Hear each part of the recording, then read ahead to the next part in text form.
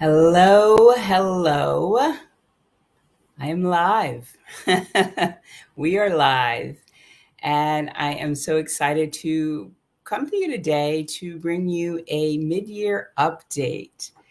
And I will jump into that in just a second, but I see we have some people joining us live. Jada, I spoke with her earlier today. You are welcome. I enjoyed speaking with you. SJS Spin from Virginia. Hi, Dion, member of the Carefree Expat Incubator program. Thanks for joining today. Well, what I have in store for you is really to go down a list of things that I have done, accomplished, experienced in the first 6 months of 2024. I think it's a good idea for everybody to kind of do an assessment from time to time to see what their goals were, where they are in relationship to their goals. Maybe their goals have shifted. And I have some updates also about an upcoming event in October that you might be interested in. So stay tuned.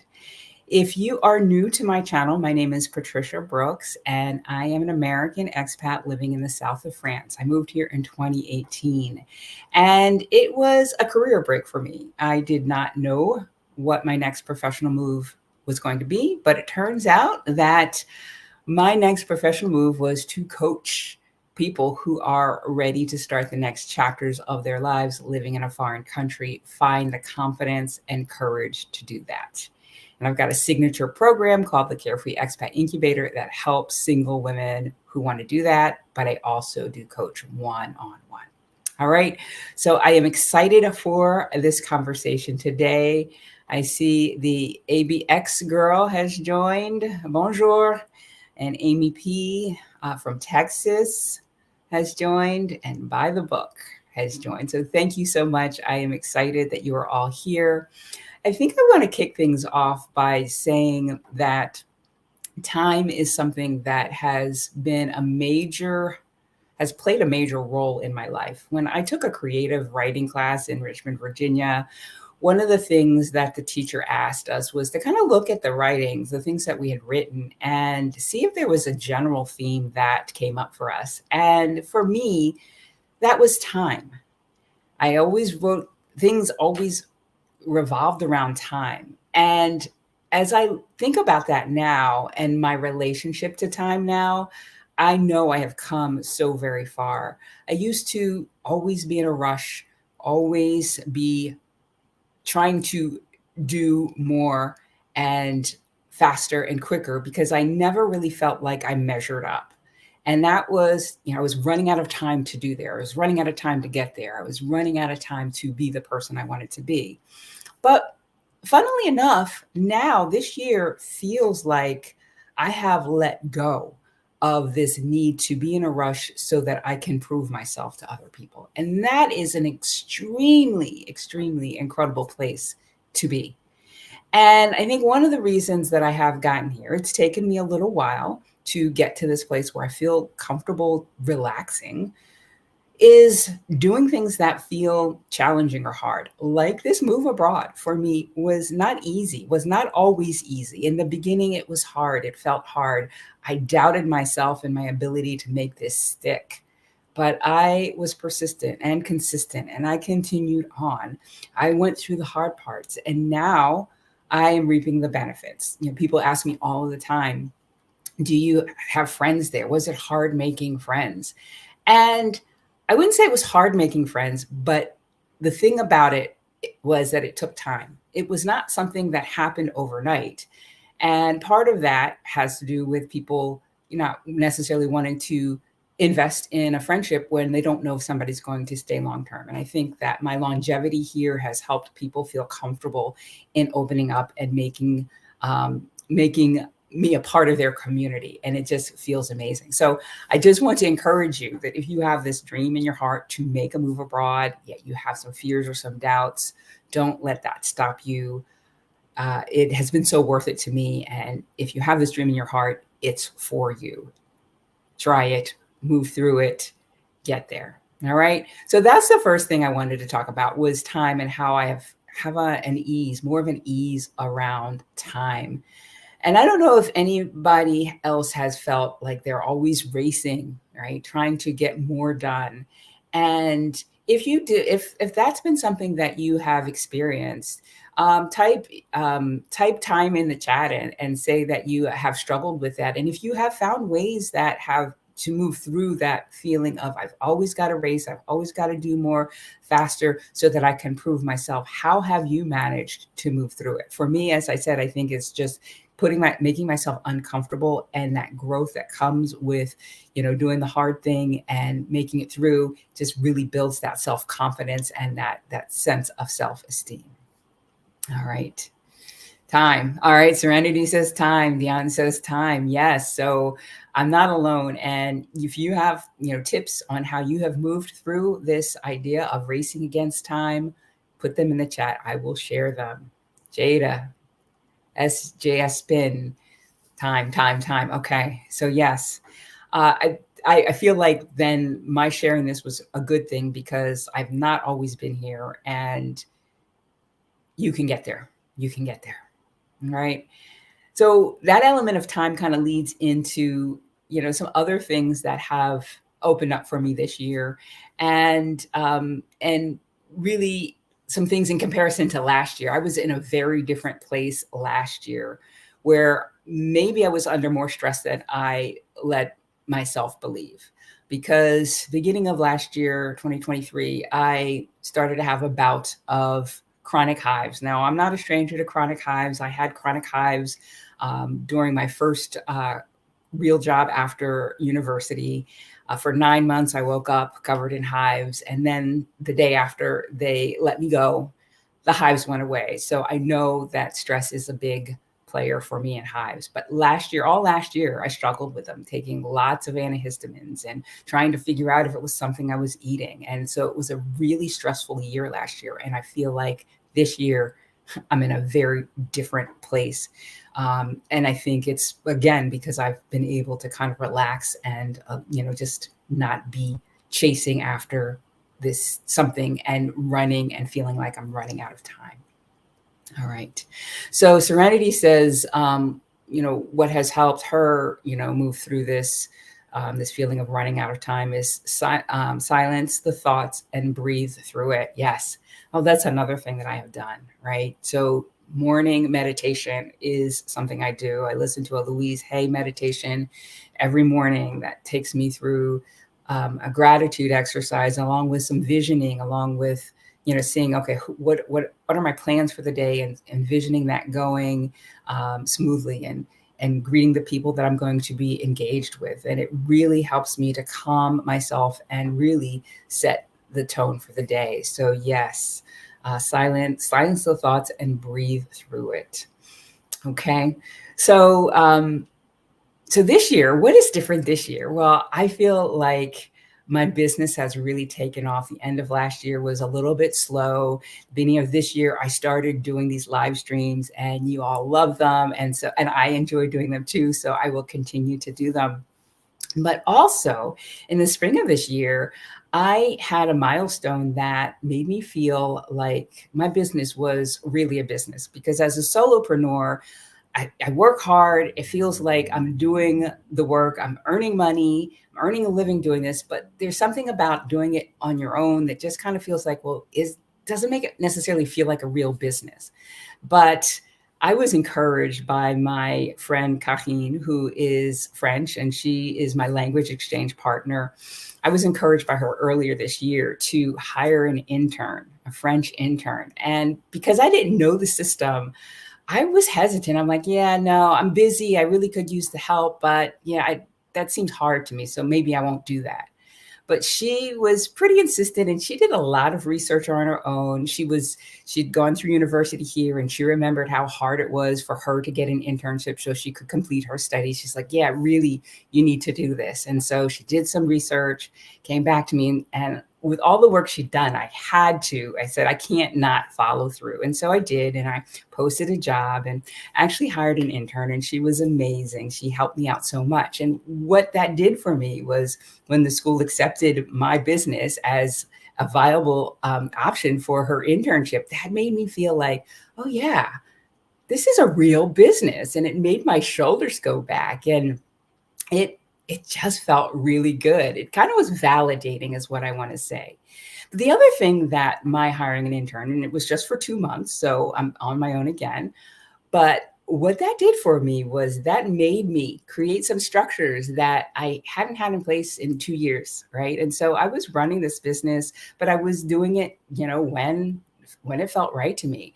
And when I was giving Nur, is her name, her assignments, I needed to make sure that there was some structure there. And so that structure that we worked out over the course of a 2 month time frame has stayed in place over the last couple of weeks. It's still new for me, but I am now following that structure. So I'm not doing things as haphazardly as I once was, right? And so that kind of feels good to me too. So that is another piece of this kind of finding my stride element of this year. So I see Jada saying workflow is so important. It's so important. And when you're on your own, you're like, oh, well, I'll do that when I have to, or when I feel like it. But when somebody else is there, you kind of say, okay, well, Wednesdays we're going to be doing this, and Thursdays we're going to be doing that. And it really has helped me out so much. Michelle Thompson. She says, yes, it is a real business. That was an awesome milestone. Congratulations. Thank you. Yes, there's nothing like that, that feeling. All right. So that's really around the first part. The first point I want to make is I've found my stride. Time is not my enemy anymore. I'm relaxing into things, and it just feels amazing. So the second thing that I want to share with you is about my book number 3. Now, if you've been following me for a while, I've been talking about this book for quite some time. The end of last year, 2023, was my deadline to have the first draft done. I missed that deadline by a month. I finished it in January of 2024, and that felt good. And I was like so done with it. I handed it off to my first reader. And I knew it wasn't where it needed to be, but I was just ready to say, here, it's done. And so she read it, and in March we went through it, and I had set it aside for 6 weeks. So that gave me some space. And when I came back to it fresh, I got more ideas, a better idea of kind of how to structure the thing. And so over the course of the last, from March till the end of June, I've been working on that. So I have draft number 2 done, and hopefully it's good. It's sound. I have not yet taken a look at it. I had it printed out last week, and this is a copy of my second draft, Two Birds in the Bush, the story of a single middle-aged woman who bucked the status quo and found home in France. So I will be reading that cover to cover to see if it makes sense, if there's some things I need to add. Hopefully it's pretty solid because I spent a good amount of time on it. So having said all of that, when can you get your copy of this book? Well, I don't know. I'm still targeting publishing this year. But if this second draft still has quite a bit of work to do, this 2024 timeframe might slip, but I'm going to work hard to get this done this year because, as I said, in January, I was done. I was ready to have it published. And I think there is so much value, so much content that can help people. I just want to get it out. And so I'm going to be working hard to get that done. One of the things that has made that so challenging, writing this book so challenging was, well, with my first book, it was just kind of beginner's luck. I had an idea. I didn't know what I didn't know. I didn't know about structure and theme. I just wrote what came to me, and I had a great editor, and that turned out great. The second book was about my first year here in France. And so that had its own kind of structure. And so that seemed a little bit easier. Maybe it was hard as I was going through it, but didn't feel as hard as this one felt. And I think one of the reasons it's so hard, this one is so hard, is because it's a memoir. Now, this is not something I ever even called out or named or claimed before March of this year. So I've been writing this book for a couple of years now, and just happened on the idea that, oh yeah, this is a memoir. So maybe I need to study what memoir is, and maybe read some memoirs to kind of see how they structure it and how my memoir might be able to be structured.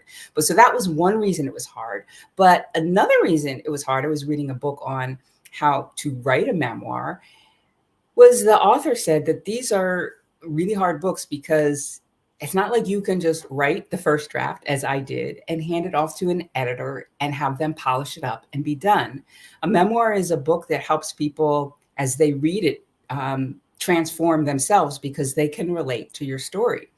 And so after the first draft, you have to, as the author, have to go through and make that make sense to a reader so that they can have a transformation as well. What I've written about and what I've gone through has been transformational.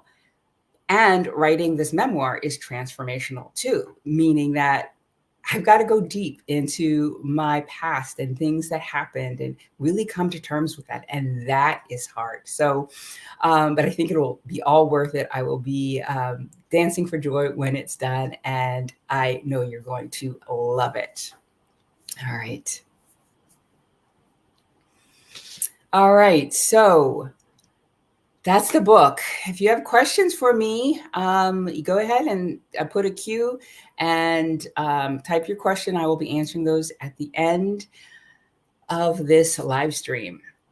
All right. The third update I want to bring to you is that you may all know that I have stepped into a different part of my YouTube career. A couple of weeks ago, I did my first lifestyle vlog walking around Surrey, and people loved it, right? I was a little bit afraid to do a vlog because I didn't think I had anything of interest to share. My life is boring. People, why do you want to see that? But people loved it. They loved to see, what I was seeing as I was walking through. They loved it to hear me just talk to them like I was talking to a friend.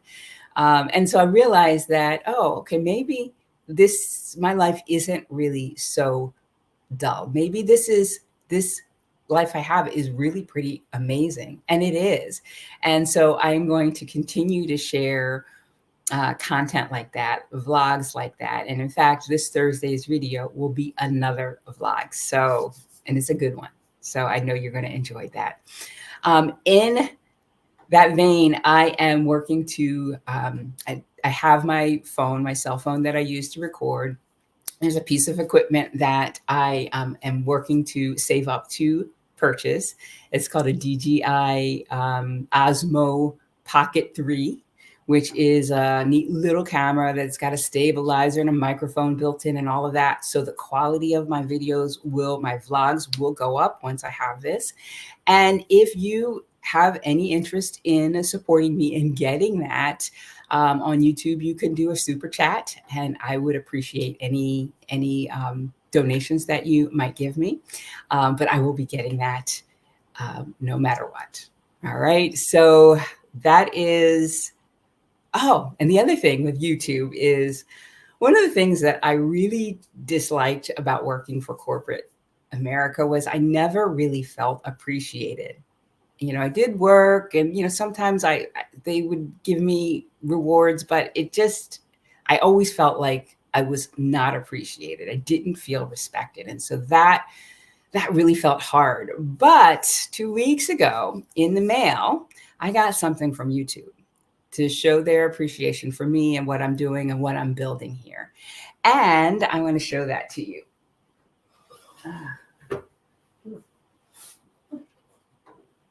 They gave me this neon sign. Can you see it? And it's so cute. It's red here, but it looks yellow on the screen. But that made me feel appreciated. And it's little things like that. So that's another step in my YouTube career that just feels so very good. All right. So I want to share this comment. Robin said that first vlog was fire. It gave me a sense that normalcy exists even in the midst of a huge move. Yes. Yes. And as I said in the beginning, it wasn't like that. I wasn't as calm and in this place that I am now, but with time and consistency and being persistent, absolutely, it's possible. Absolutely. All right. And here's this. Yay, love the YouTube appreciation gift. This is fun celebrating with you. Oh, thank you. Yes. I mean, and I guess maybe last week they sent an email saying, would you like free movie tickets? So I took them up on that too. So definitely, as it feels good. I feel appreciated. All right. So that is number 3, vlogging. So number 4 is this weekend I went to Gerona, Spain. And it was, and this kind of speaks to number 1 about the time element, but I went because here in Surrey, they have a big party they call Feria every July. And it's a little rambunctious, and I'd rather just be someplace else. And so this year I decided to go to Gerona with my friend Baini. And it was just such a lovely time. And it really underscored my sense of normalcy, that sense of finding my stride, because it felt like, when you live in a certain place and maybe you'll go to, if you live in New Jersey, maybe you go to Atlantic City, for the weekend, and it's just the thing you do. And it's not a big deal, but it feels good and it's nice and relaxing. That's what this felt like to me. It's about an hour car ride from where I live.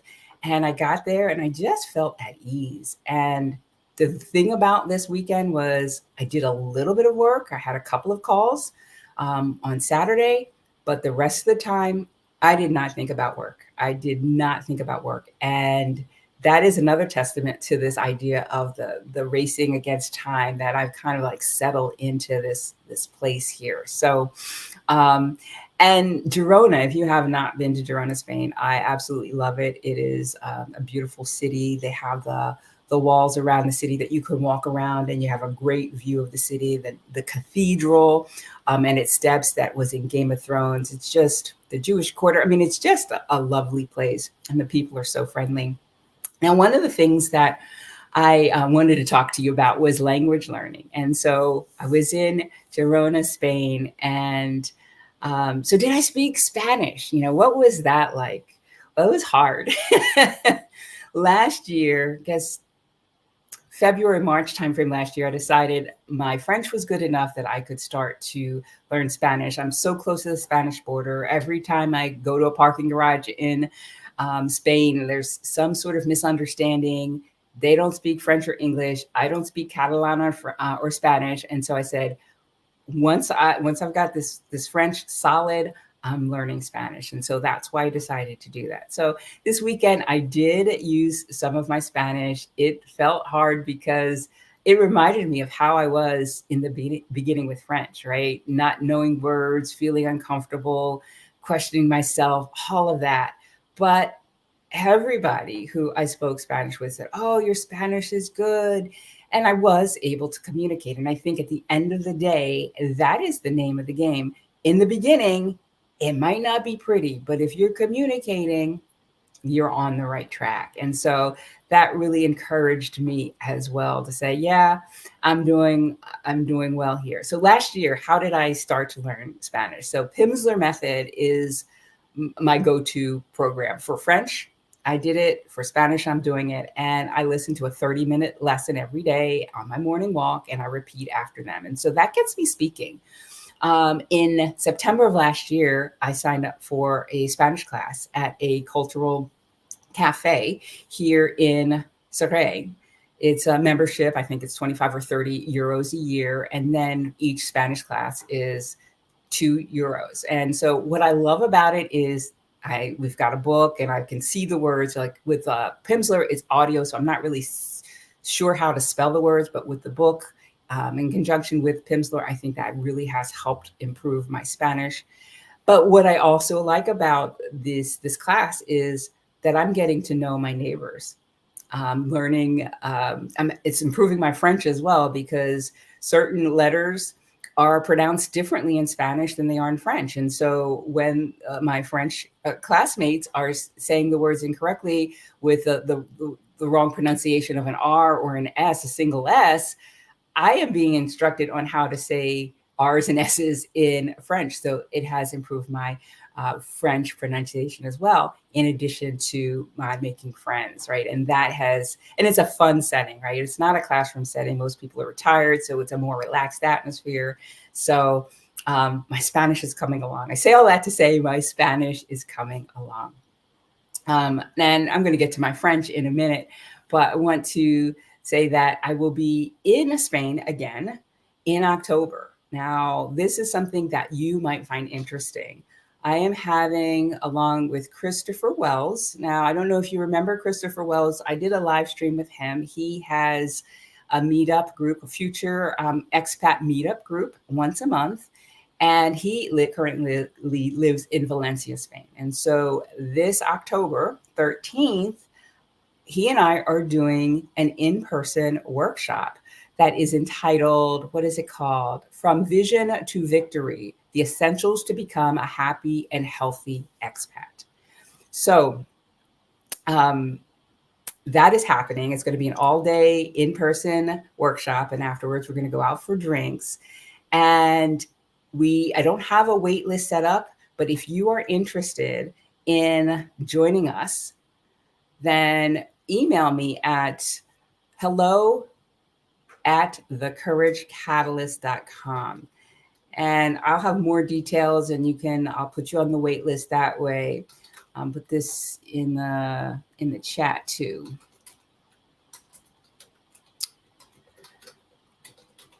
So that, email me there if you are interested in getting more details on this in-person workshop in Valencia, and I will send you the details when we have that more fleshed out. But it's going to be great. From Vision to Victory, the Essentials to become a happy and healthy expat. And that's with Christopher Wells and me. Now, if you are an exclusive member of the Carefree Expat Incubator program, there will be 3 additional days to that meetup that you would be invited to. So if you're a single woman and you are considering making a move abroad, but would like some support and encouragement to move through some fears and doubts, put a plan in place, be held accountable, my program does that. There are online lessons along with group coaching and mentoring calls that help you work through the process. And you have access to that, to the lessons, to the group coaching calls for a total of 3 years. What that means is if you plan to move abroad in the next year and a half, on the back end, you will still have time to join those coaching calls. So once you are living abroad and maybe things might not be going exactly the way you want them to go, or you're concerned, or some fears have come up for you, you can get on a coaching call and feel like you are not alone in the process. So if that is something that you are interested in learning more about and potentially becoming a member, then you can go ahead and schedule your discovery call here at thecouragecatalyst.com/future expat. All right. And so, if you're a part of that, if you join the program, if you're fit for the program, you join the program, then you would be able to come for those extra days, 3 days in October in Valencia, Spain. All right. So I'm really excited about this meetup. It's something that just kind of happened organically with Christopher, and I know it's going to be a blast. All right. Want to thank Jada for the $10 toward the camera fund. Thank you so very much. I really appreciate it. And I can't wait to get it and show it to you all, because it's a real neat camera. Thank you, Jada.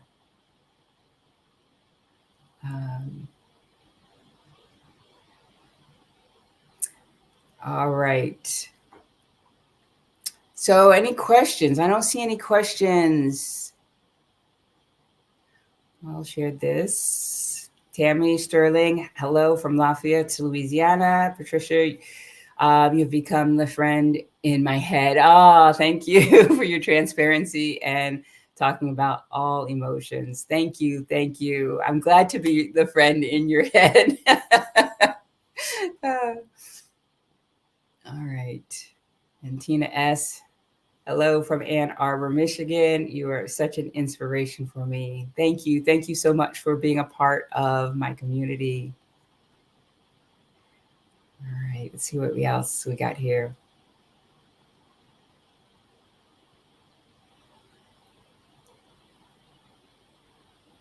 All right, Serenity has a question for me. What was the final push to get me to move abroad? Well, so I'd wanted to move abroad. In 2014, 2015 timeframe was when the idea of living in a French-speaking country came to me. And so the thing that made me get help, the thing that made me hire a coach so that I could get unstuck was, quite frankly, the inaugural speech in 2017. That was something I'd been wanting to move abroad, but I hadn't done much about it. I'd just been studying French, but nothing more. And when I heard that just it just made me think to myself, Patricia, what are you waiting for? What, you want to do this. What are you waiting for? And that was the thing that got me to hire a coach to help me get unstuck. Now, I was stuck. I was blocked money wise because I didn't know how much money I needed to get a visitor visa so that I could live in France for a year or 2 years. And I was afraid to look at that. I was afraid to look at that because if I didn't have enough, I thought that all my hopes would be dashed forever. Now, not realistic because I could always earn and save more money. But in my mind, that's how I saw it. And so I was afraid to look. But my life coach said, "Oh, you don't know that? Okay, that's your assignment for next week." And so I had to do it because if I say I'm going to do something, I do it. And it was great because fortunately I did have enough in my emergency fund to fund my sabbatical here in France. But had I not, that wouldn't have been the end of the world. I would know how much I needed to work towards saving. Right. So the speech, and then my coach helping me to give me that nudge to look at the thing that I was afraid to look at. And then once I knew I could do it, then I was like, okay, it's on. I got this. I'm going for it. Thanks for the question, Serenity. Um, let's see what else we got.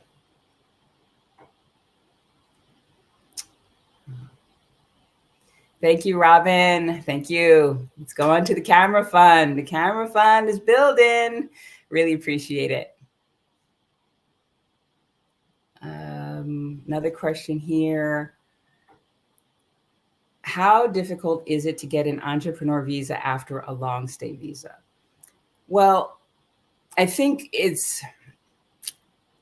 just depends on your business model, your business plan, and your funding. If you have enough to show that you can have a runway to as you get your business built, then I think that it wasn't that difficult for me, right? I had to write the business plan. Some of the requirements were similar to the visitor visa.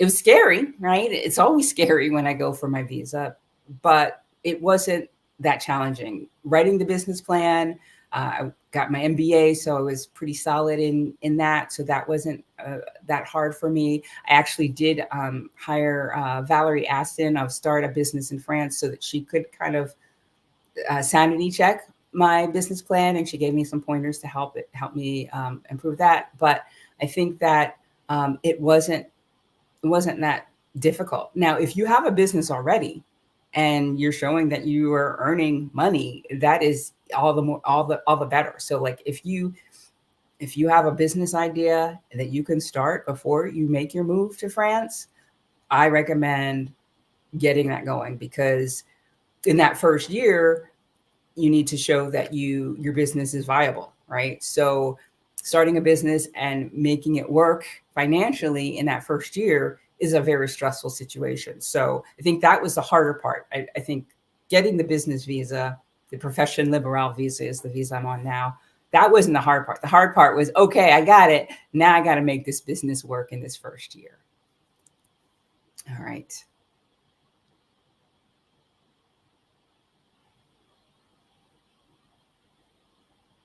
All right, let's see. Well, let me go back because I'm almost done with my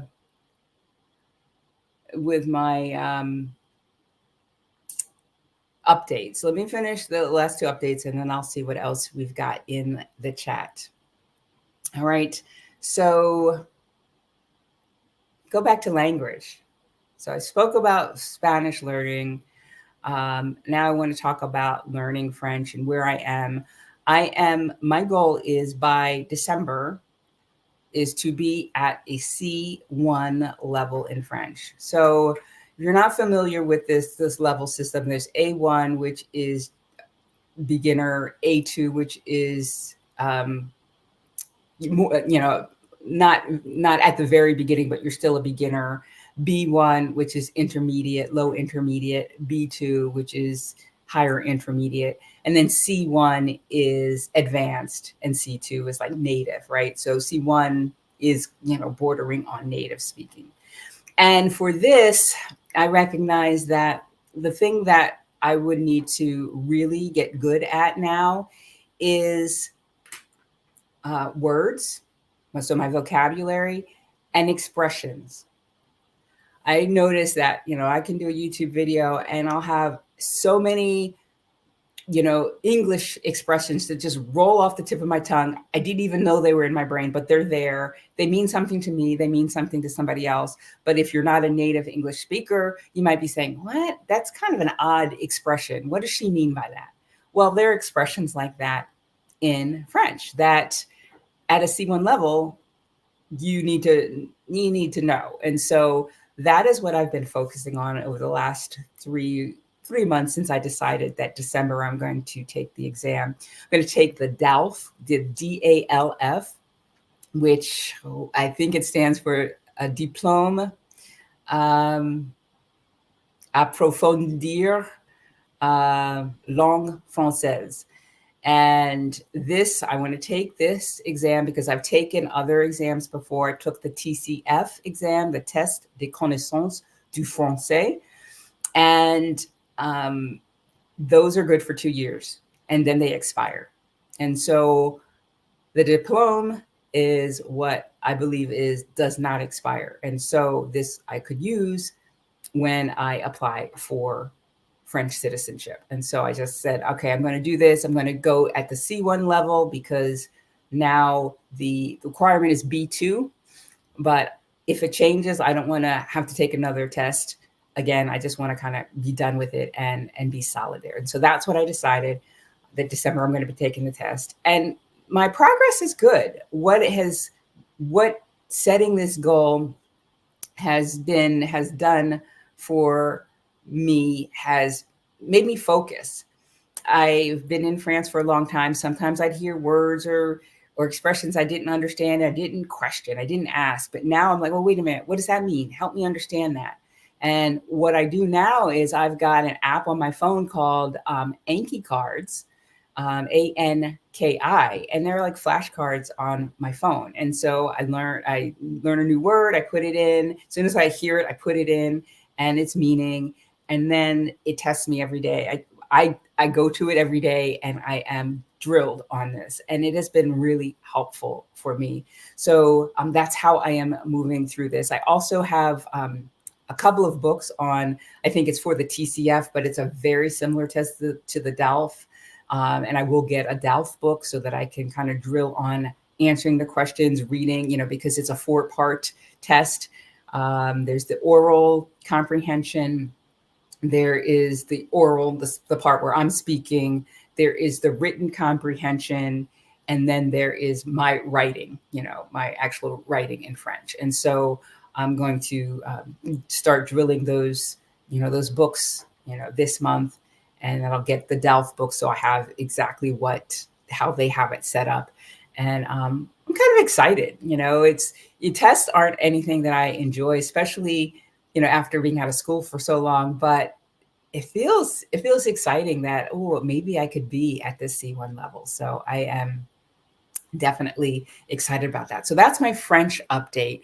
And like I said, the thing that is helping me now at this level is the Anki card app.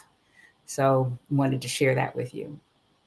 And then the final thing I wanted to share, the final update I wanted to share before I jump into the comments again, is that next week, next Tuesday, at the same time, 11 a.m. Eastern, 8 a.m. Pacific, I'm going to have another live stream. And the guest is going to be a woman who is an expat, and she created a service for expats to do their U.S. tax returns on. So Natalie Goldstein is the expat. I believe she's living in Austria. And she said that she started this because she was struggling to find, people who were knowledgeable about U.S. Americans living abroad and needing to file taxes. And so a couple of years ago, the people who did my taxes in the US, they stopped doing them. They said, oh, you're small beans, right? I wasn't paying them enough for me to continue to be a client. And so I went scrambling to find somebody to help me file my US taxes. I found somebody, he didn't know what he was doing. But this year I said, okay, I'm not going down that route. And I found my expat taxes. And so Natalie Goldstein will be joining us live, 11 a.m. Eastern, 8 a.m. Pacific on the 16th of July. So that is something that you want to mark your calendars. The post is out there on YouTube, so you might want to set a reminder and join us there. Okay? So that is my final update. I will check out the comments and see what else is going on here.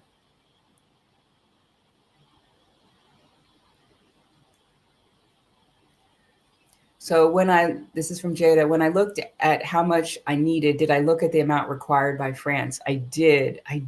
And trying to think of what website I went to find that out. But there is a website, I think I typed in, if you Google Schengen visas, subsistency, I think that you will be able to find what each country in the European Union or the Schengen area requires for you to have in order to get a long stay visitor visa.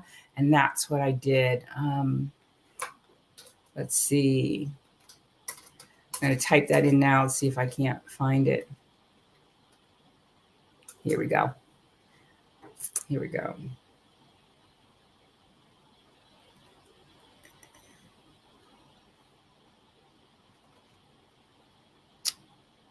Back here.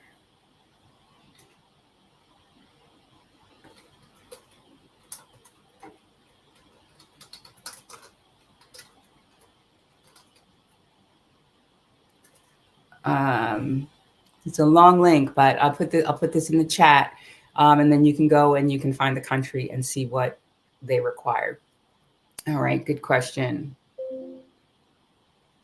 Next question is, buy the book. Do you ever get homesick for the US? No. And it's funny because I am a person who has been homesick. When I went away to college, my freshman year, I was really homesick, and it was not a good feeling. But even though, when I got in my first year here in France, it felt so amazing for those first 2 weeks. And even in that third week, when I started to have doubts, like, what have I done? I quit my job. Will I be drained my savings? All of this negativity, those were the emotions. But I didn't feel like, oh, I'm missing the US, or I'm missing my friends, or I miss it. No, I felt like, no, France felt like it was the right place for me. And so I have never felt homesick for the US living here in France. So,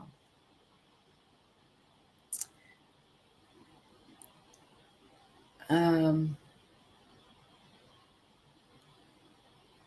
all right. What about an online store? I'm starting one and I know I need to report income to France. So for an online store, I think that that's a viable business. Another thing that would be good, if you're interested in starting a business in France, is, and I should have had all of these things lined up. There is a resource that um, Valerie Aston has 100 businesses you can start up in France. And let me see if I can't find a link to that, because I'm not sure if she has an online store, but I'm sure, if it's gonna bring in enough income, absolutely. Think. I think this is here.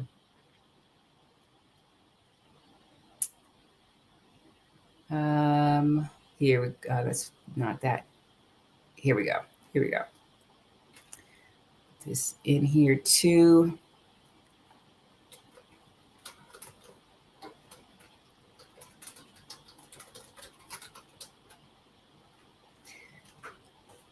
All right. So I just put that in the chat too, but I definitely think that an online store would work. Yeah, when you're in France, you'll definitely need to report your income to France. I do every 3 months. I have to submit what I've earned, and then from there, I pay what they call cotisation, which is my French social charges. So it goes to my in my healthcare, it goes to disability, it goes to retirement. And so every 3 months, I declare what I've earned, and then I pay my cotisation. And then every year, I have to do a French tax declaration as well. I have to do the U.S. tax return, and then I have to do a French tax declaration because France and the U.S. has a treaty together. I'm not double taxed up to a certain amount, $120,000 or something around that level. But yeah, you would definitely need to report your income once you're here. Okay, let's see.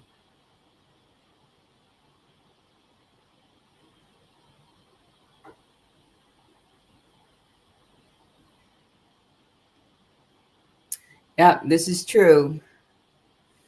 France Bound says, as a U.S. tax professional, taxes for expats are very complicated, and you want to make sure you have someone who knows what is required. Yes, you do. Absolutely do. I agree 100%. And Natalie knows her stuff. All right. Subsistence requirements.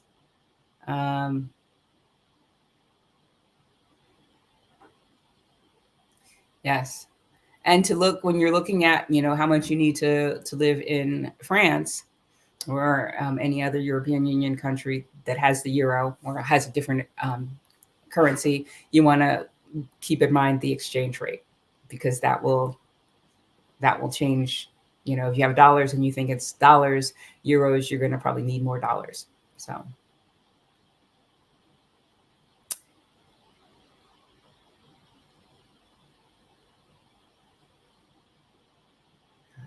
All right. Patricia, this is from Victor Brown. Thank you so much for this interesting live stream. It's given me a lot of food for thought. Il faut que je m'en aille. Yes, absolutely. Go there. 100 business ideas. Get that link if you're interested. All right. Any other questions? Any other questions before we go?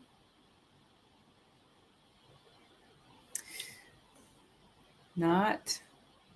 If you're interested in potentially coming to the workshop in Valencia, be sure to send me an email saying, put me on the wait list. And that email address again is hello@thecouragecatalyst.com. If you're interested in working with me, either one-on-one or with my group coaching program, then you can schedule a discovery call. Oops. At thecouragecatalyst.com/future expat. And if you are just looking for more information about my personal experience making a move abroad, and you kind of want to pick my brain, I do have a paid information session that has been very helpful to some people who have had them. You can schedule that with me here. I'll put that in the chat too. I think the easier link is Patricia, is thecouragecatalyst.com/info session. So that's the easier link to remember as well. So I'll put that in the chat too.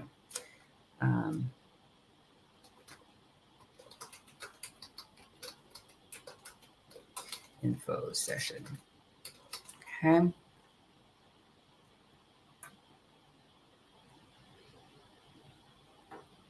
All right. I don't see any other comments coming through. So going once, going twice, going 3 times. All right. I want to thank everybody for joining. I want to thank you for the super chats. And I'm looking forward to coming live again next week with Natalie on information about expat taxes. All right. Thank you once again. Take care. Bye-bye.